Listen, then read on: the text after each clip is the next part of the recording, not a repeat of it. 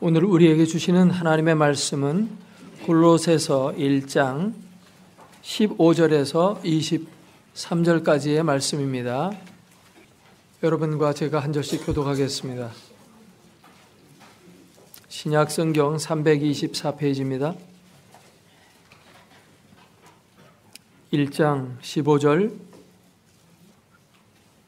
그는 보이지 아니하는 하나님의 형상이시요 모든 피조물보다 먼저 나신 이시니 만물이 그에게서 창조되되 하늘과 땅에서 보이는 것들과 보이지 않는 것들과 혹은 왕권들이나 주권들이나 통치자들이나 권세들이나 만물이 다 그로 말미암아 그를 위하여 창조되었고 또한 그가 만물보다 먼저 계시고 만물이 그 안에 함께 섰느니라.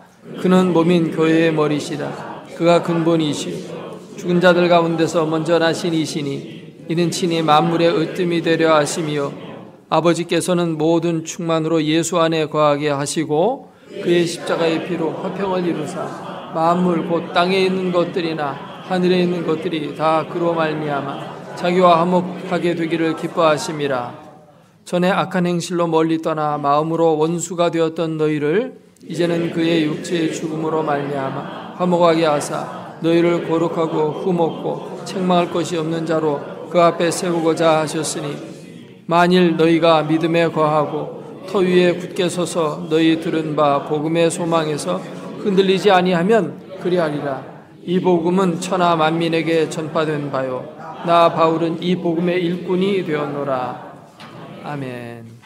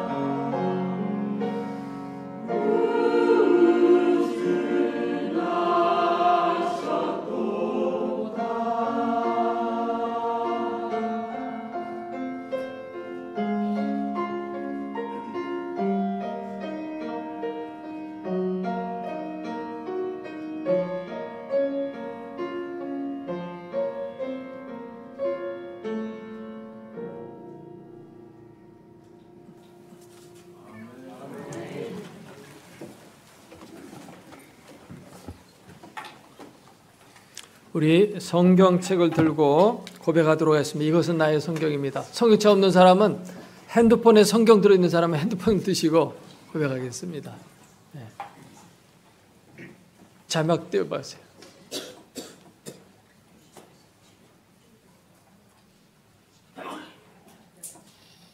자, 시작합니다. 같이 시작. 이것은 나의 성경입니다. 나는 성경이 말씀하는 모든 것을 믿습니다. 나는 하나님의 자녀이며 성경 속에 있는 모든 약속들도 내 것이고 성경이 할 수 있다고 한 모든 일들을 나는 할 수 있습니다. 나는 지금 영원 불변한 하나님의 말씀을 받습니다. 내 생각은 깨어있고 내 마음은 열려 있습니다. 지금 받으려는 말씀으로 인해 분명히 나는 변할 것이고 성장할 것입니다. 아멘. 미국의 어느 대학교에서 한 심리학 교수가 학생 40명을 대상으로 크리스마스 하면 연상되는 단어들을 말해보라고 했습니다. 학생들이 쭉 얘기하는 것을 칠판에다가 적어나갔습니다. 산타크로스, 크리스마스 트리, 크리스마스 카드, 캐롤송, 하얀 눈, 눈썰매, 루돌프, 사슴, 자선 냄비, 뭐 이런 여러 가지 단어들을 쭉 학생들이 얘기하는 것을 다 적었는데요. 칠판 가득히 다 적었는데 그 가운데 빠진 단어가 있습니다. 그것은 예수라는 단어였습니다. 크리스마스를 생각하면 예수님이 제일 먼저 떠올라야 되는데 예수님은 거기서 밀려난 거죠. 세월이 흐를수록 성탄절에서 예수 그리스도의 기억이 점점 사라져가는 것 같습니다. 그런데 크리스마스의 주인공은 예수 그리스도죠. 예수 그리스도가 없는 성탄절은 주인공이 없는 축제와도 같은 것입니다. 허탄한 안개와 같이 의미가 없는 것이 되어져 버리는 거죠.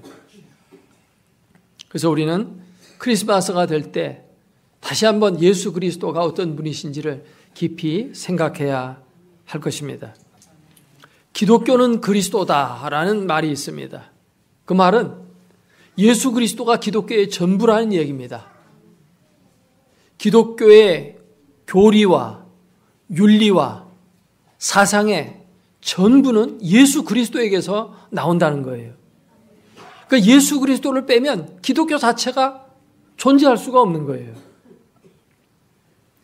인도의 위대한 전도자였던 썬다싱은 한 대학교 강연 후에 이렇게 질문을 받았습니다. 기독교만의 독특한 점이 무엇입니까?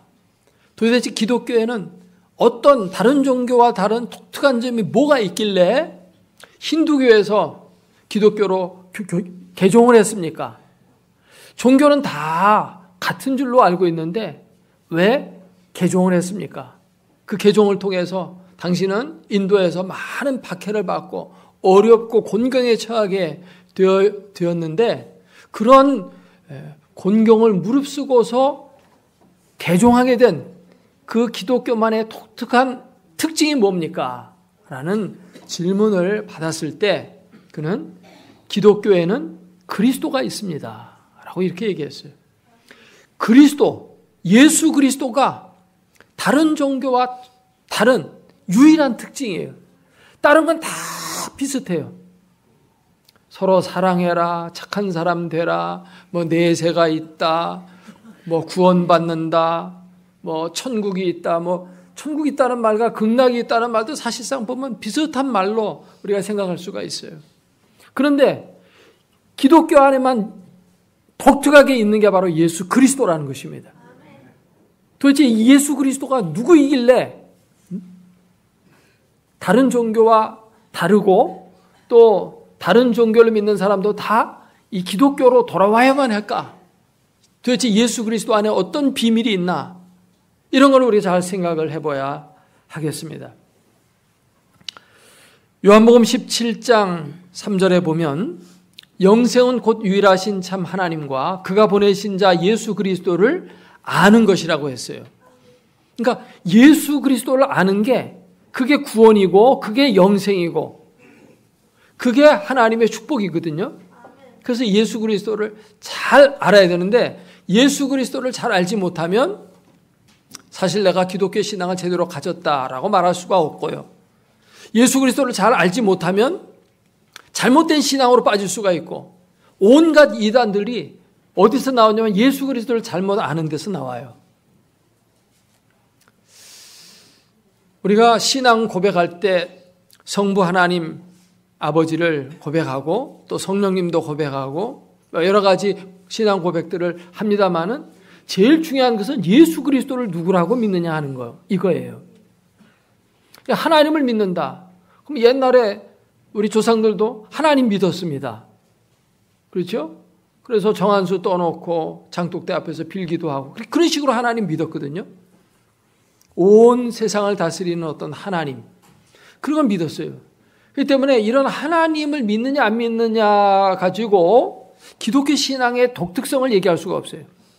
오직 예수 그리스도 그분이 누구냐 하는 것을 우리가 잘 알고 그것을 통해서 바른 신앙을 세워야 됩니다. 수많은 기독교 이단들이 다 어디서 나왔냐면 예수님을 잘못 아는 데서 나왔어요. 그래서 우리가 사도신경으로 신앙 고백할 때도 보면 90%가 전부 누구에 대한 고백입니까? 예수님에 대한 고백이에요. 하나님에 대한 고백, 성령님에 대한 고백은 그냥 짧게 지나갑니다. 그리고 예수님이 어떻게 태어났고 어떻게 사셨고 어떻게 죽으시고 어떻게 부활하셨고 지금 뭐하고 계시고 또 장차 어떤 일을 하실 것인지 이걸 우리가 고백을 하거든요. 그만큼 기독교에서 예수 그리스도가 차지하는 비중은 뭐 거의 전부라고 해도 과언이 아닐 것입니다. 예수 그리스도가 누군가?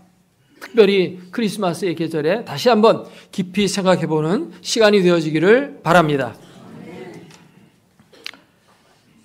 기독교 역사상 최초의 이단은 예수님을 잘못 아는 데서 나왔습니다. 예수 그리스도가 하나님이신데 그 하나님이 육신을 입고 이 땅에 찾아오신 것인데 그거를 알지를 못했어요. 어떤 이단은 예수 그리스도는 첫 번 피조물이다 이렇게 생각하는 이단이 있습니다. 그렇게 생각하는 이유는 오늘 본문에서 약간의 암시가 나오기 때문인데 15절 말씀을 보면 그는 보이지 아니하는 하나님의 형상이시요 모든 피조물보다 먼저 나신 이시니. 피조물들이 이렇게 있는데 피조물 가운데 제일 먼저 만들어진 피조물이라고 이렇게 보았던 것입니다.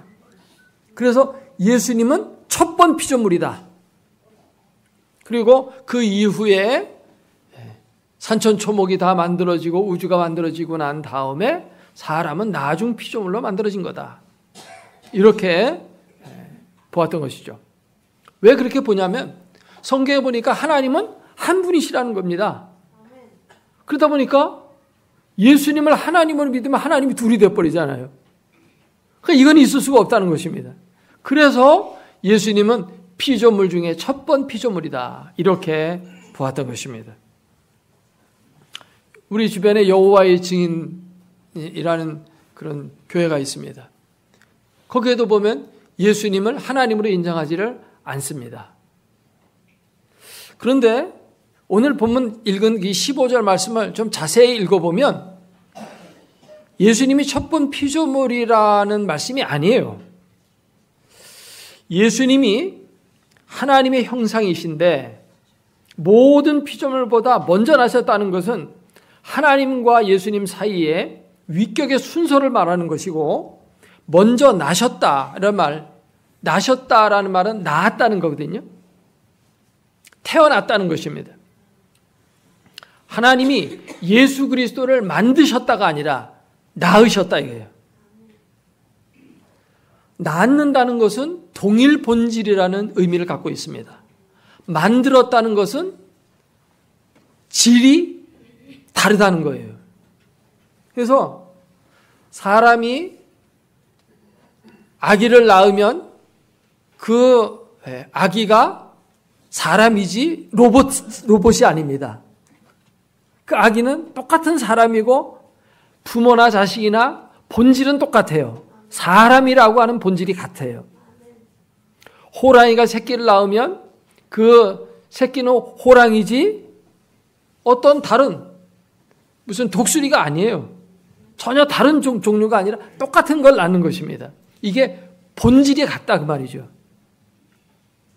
그러나 만들었다는 것은 질이 다르다는 것입니다. 내가 로봇을 만들었다. 내가 피아노를 만들었다. 내가 마이크를 만들었다. 만들면 그거와 나는 질이 달라요.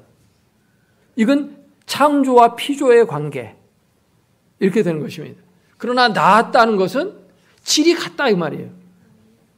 그래서 하나님이 하나님을 낳았다라는 표현은 결국은 같은 하나님이라는 뜻이에요. 그래서 예수 그리스도가 하나님의 아들이라는 표현이거든요. 그런데 하나님 아버지가 예수 그리스도를 낳은 것은 시간에 속한 개념이 아니에요. 영혼에 속해 있어요. 그래서 성부 하나님께서 그 아들 예수 그리스도를 영원히 낳으셨다는 겁니다. 이게 기독교의 바른 교리예요. 그러니까 오늘 이 말씀이 우리에게 가르쳐 주는 것은 모든 피조물보다 먼저 만들어지신 이신이 이렇게 하면은 예수님은 첫 번 피조물이 됩니다. 그러나 모든 피조물보다 먼저 나신 이신이면 하나님과 같은 분이다 그 말이죠. 예수님은 하나님과 동일한 분이라는 것입니다. 이거 가지고 사실은 문제가 돼서 교회 안에서 의견이 있었어요. 그래서 325년에 니케아라고 하는 곳, 지금의 터키에 있는 도시입니다. 거기에서 그 당시에 세계적인 이 신학자들, 최고의 머리 좋은 사람들이 다 모여가지고 수백 명이 모여서 수일 동안 그 문제를 가지고 토론해 봤어요. 이렇게도 생각해보고 저렇게도 생각해보고 성경을 가지고 계속 연구를 했는데 결론은 뭐냐 하니까 예수님은 하나님이시다라는 것입니다. 만일 예수님이 하나님이 아니라면 우리의 구원은 엉터리가 되는 것이고 성경 말씀에 맞지 않는 것들이 너무 많이 나오게 됩니다.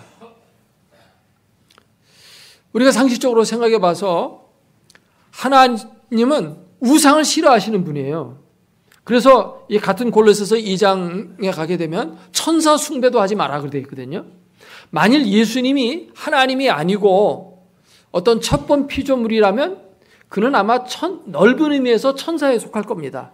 아주 탁월한 천사, 창조주가 아닌 피조물 중에 최고의 어떤 능력자.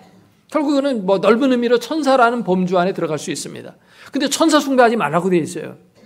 우리는 오직 하나님께만 예배해야 되고 하나님께만 영광을 돌려야 되지 하나님이 하나님 아닌 어떤 피조물을 만들어 놓고 이 피조물을 섬기라고 하고 이 피조물이 너희 구원자라고 하고 이 피조물께 경배하라고 하고 그렇게 하시는 분이 아니에요. 그렇게 한다는 것은 하나님이 우상을 만들어 놓고 우상을 섬기게 사람들을 이끄는 것과 별반 다를 것이 없는 것이죠.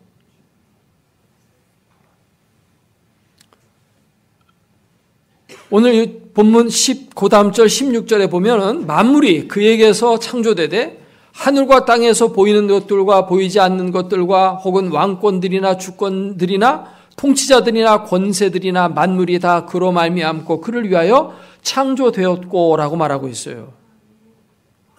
여기 눈에 보이는 것들은 우주 만물을 가리키는 것입니다. 자연 만물 모든 것을 포함해서 하는 말이에요. 그것이 누구에게 창조됐냐면 예수 그리스도에 의해서 창조됐다고 되어 있거든요. 뿐만 아니라 눈에 보이지 않는 것들, 천사의 세계 또는 영계 혹은 천국 이 모든 것도 다 예수님이 창조했다는 얘기예요. 근데 예수님이 첫번 피조물이라면 그가 천사라면 어떻게 이런 전권을 다 그에게 맡길 수가 있겠어요? 그리고 성경을 읽어보면 모든 피조물은 다 영광을 누구를 위해서 돌려야 되냐면 하나님께 돌려야 됩니다. 하나님만 영광을 받으셔야 되고 만물은 하나님을 위해서만 존재하는 것입니다. 그런데 만물이 그로 말미암고 그를 위하여 창조되었다.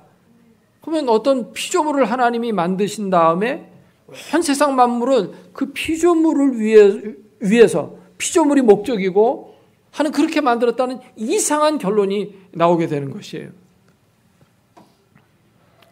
만일 예수님이 하나님이 아니시라면 예수님이 이 땅에 와서 속죄의 제물이 되고 우리를 위해서 희생하시고 죽으심으로 우리를 구원하여 주신 것은 하나님이 직접 우리를 위해서 희생한 것이 아니고 제3자를 통해서 우리를 구원하신 것이 되어집니다.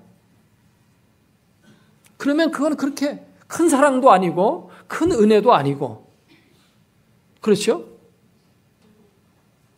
우리가 몇 년 전에 강단에서 영상 하나를 봤는데 어떤 연립주택에 불이 났어요.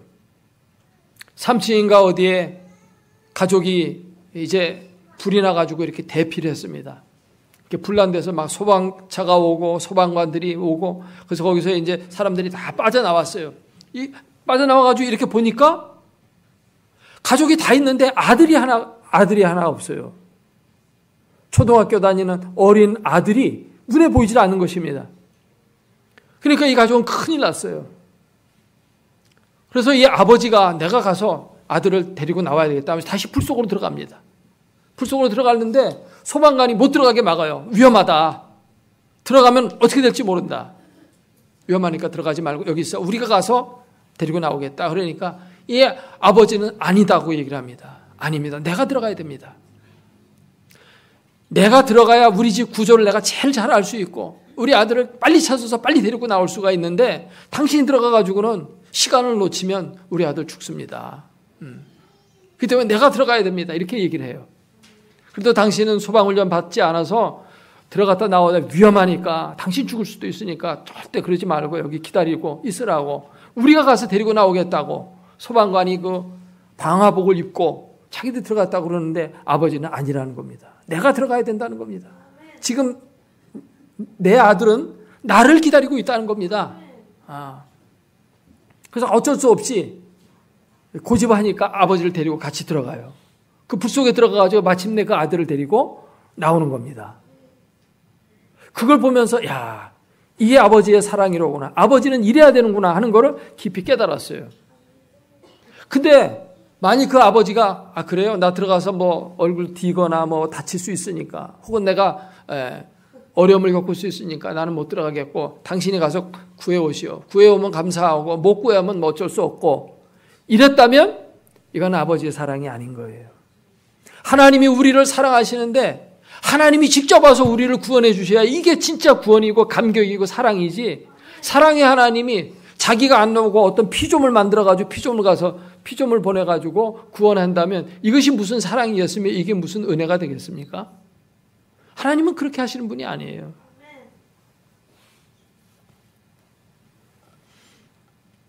또 화해라는 거, 하나님과 우리 사이에 화해가 곧 구원인데 에덴 동산에서 아담과 하와의 범죄로 하나님과 인간 사이에 균열이 가게 됐죠.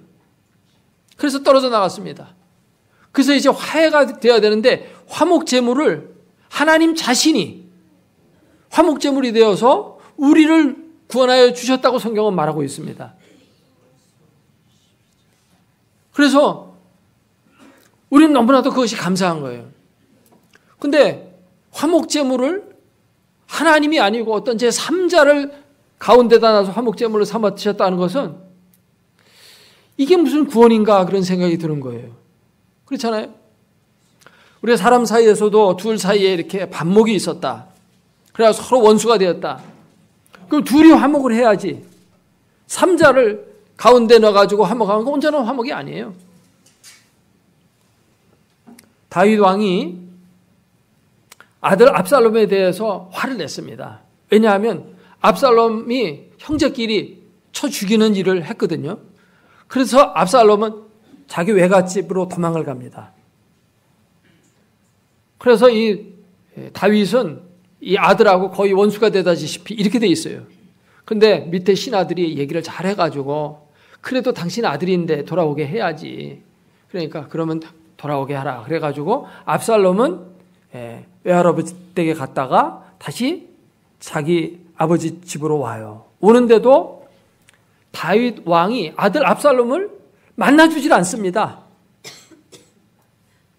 이건 온전한 화해가 아니에요. 그러다 결국 어떻게 됐습니까? 결국 화해가 안 되니까 아들이 아버지를 죽이는 반란을 일으키잖아요.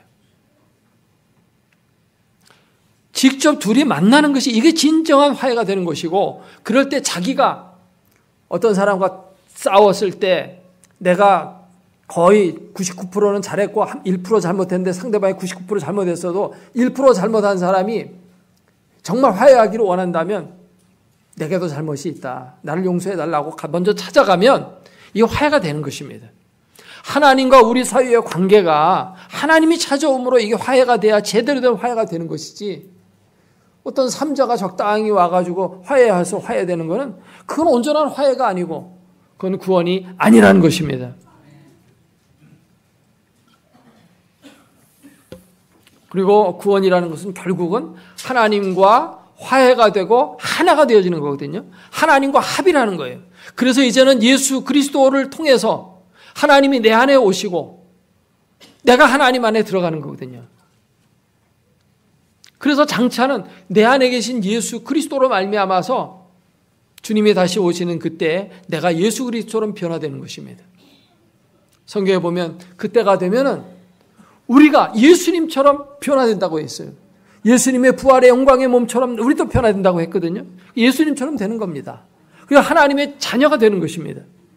그런데 예수님이 첫 번 피조물이라면 어떤 구원이 이루어지는 겁니까? 우리가 나중에 하나님의 자녀요 하나님처럼 되어지는 게 아니고 첫 번 피조물처럼 되는 것이에요. 그건 온전한 구원이 아니에요.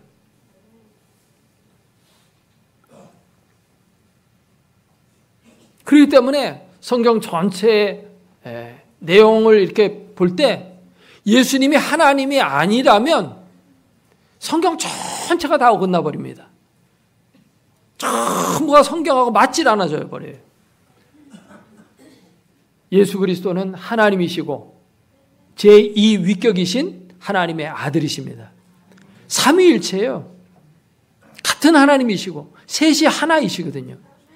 그러니까 예수님이 오신 것은 곧 하나님이 오신 거지 뛰어난 천사를 보내신 것이 아니라는 것입니다. 빌립보서 2장 6절에 보면 그는 근본 하나님의 본체시나, 본체라는 게 뭐예요? 하나님 자신이라는 겁니다. 하나님과 동등됨을 취할 것으로 여기지 아니하시고 오히려 자기를 비워 종의 형체를 가지사 사람들과 같이 되셨고 사람의 모양으로 나타나서 자기를 낮추시고 죽기까지 복종하셨으니 곧 십자가에 죽으심이라. 히브리서 1장 2절에 보니까 이 모든 날 마지막에는 아들을 통하여 우리에게 말씀하셨으니 이 아들을 만유의 상속자로 세우시고 또 그로 말미암아 모든 세계를 지으셨느니라. 이는 하나님의 영광의 광채시요 그 본체의 형상이시라. 하나님을 볼 수가 없어요.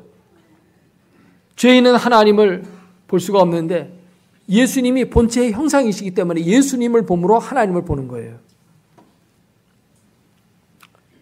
또 요한복음 14장 9절 말씀해 보니까 예수께서 이르시되 빌립아 내가 이렇게 오래 너희와 함께 있으되 네가 나를 알지 못하느냐?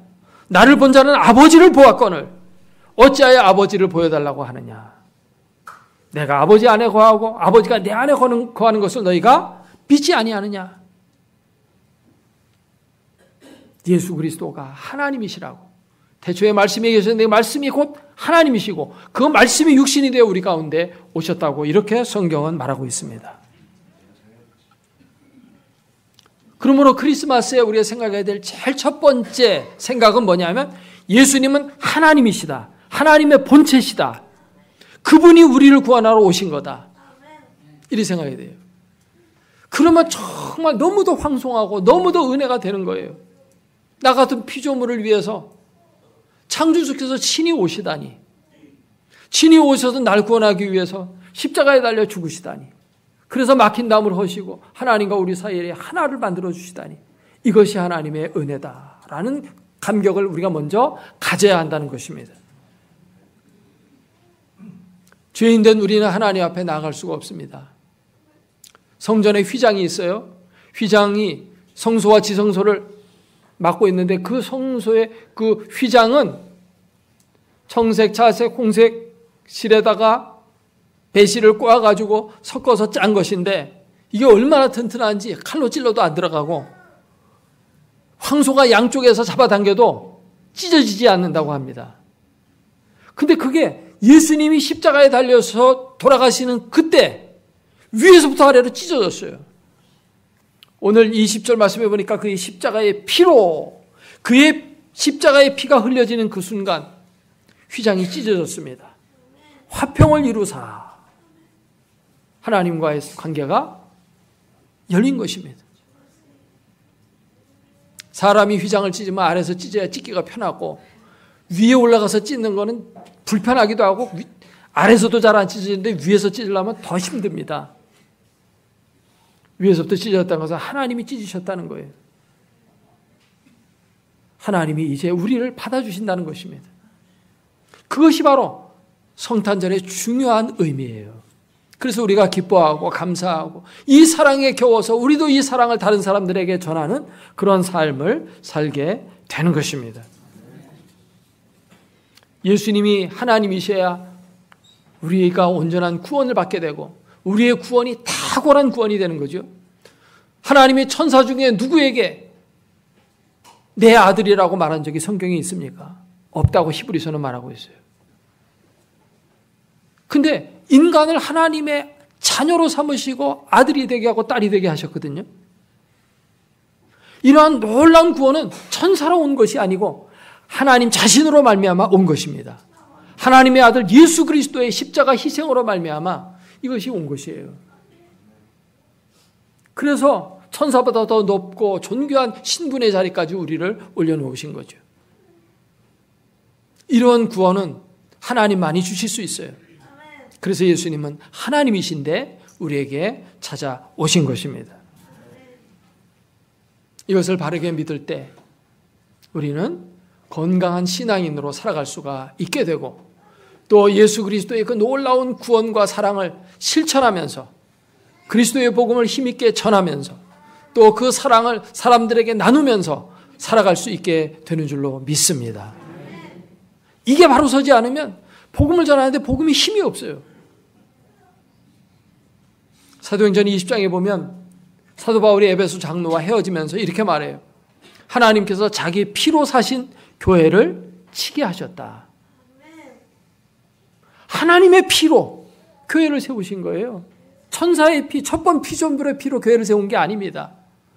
그 피로 우리를 구원한 게 아니에요. 하나님의 피로 우리를 구원한 겁니다.